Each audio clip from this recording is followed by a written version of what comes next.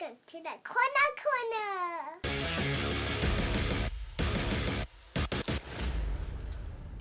What is up, superfans?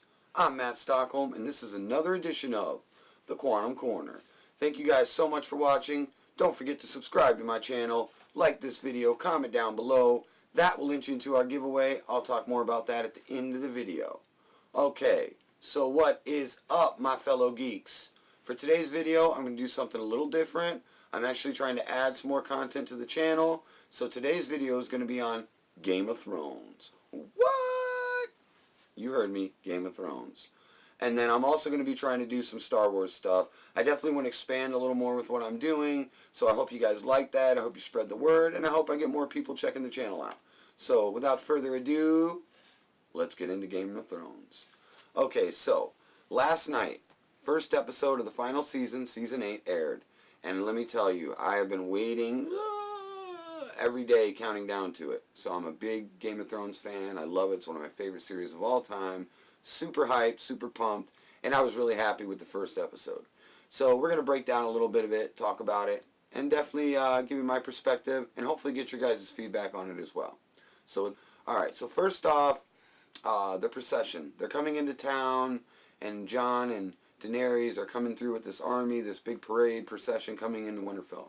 Now what this scene is a big nod to the procession King Robert Baratheon and Cersei made in the very first episode, Season 1. And they did a lot of things with this scene to mirror that scene. Okay, so we see Arya kind of standing in the crowd. She's a little older these days than from that first episode. And basically she lets this little kid kind of run through.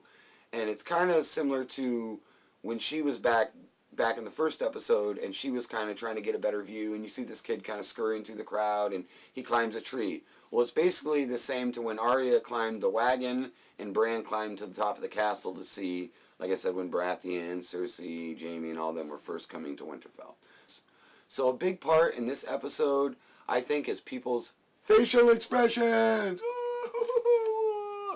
Seriously though, you get a lot of good expressions, you see a lot of emotion and drama in these scenes. Take it when Arya's standing in the crowd, she sees Jon come through, she gets this big old smile, you can tell it's heartwarming. It's kind of almost sad in the way that she wants to call out to him but doesn't. And then you see, like, when she sees the Hound, she looks very conflicted. When she sees Gendry, again, you can see that she's happy. Another expression is when they see the dragons.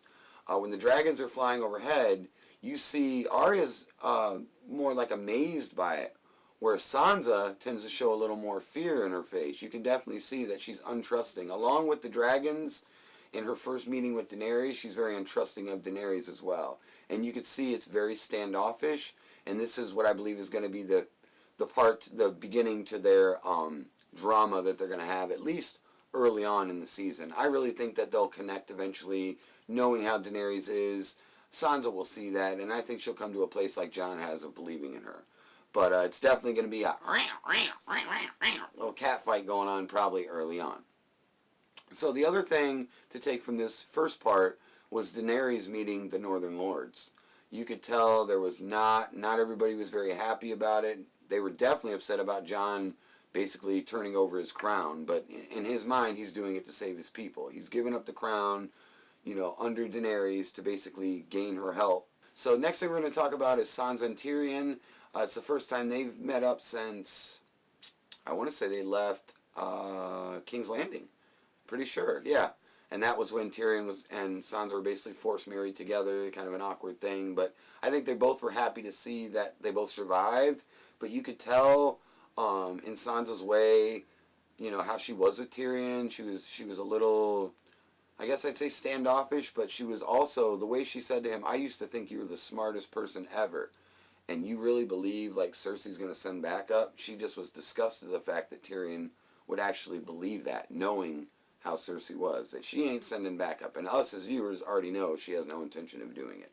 So another really cool part was Jon and Arya reuniting. They were in the Godswood. They had this really cute moment together, kind of joking, playing around. Jon shows her his Valyrian sword, and he's kind of like jealous.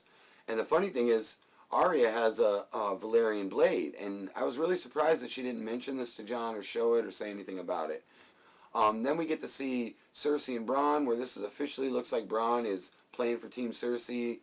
Basically, Cersei is hiring Bronn to take out Jaime and Tyrion should they survive the White Walker War. The fact that she's turning on Jaime is just like, what?